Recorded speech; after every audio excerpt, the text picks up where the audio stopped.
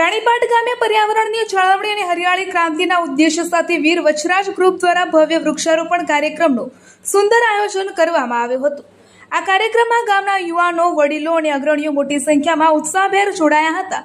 આ કાર્યક્રમ દરમિયાન ગામના જાહેર માર્ગો, મંદિર પરિસર તથા શાળાના પ્રાંગણમાં વિવિધ પ્રકારના ઉપયોગી ઔષધીય અને છાંયડો આપતા વૃક્ષોના છોડ વાવવામાં આવ્યા હતા।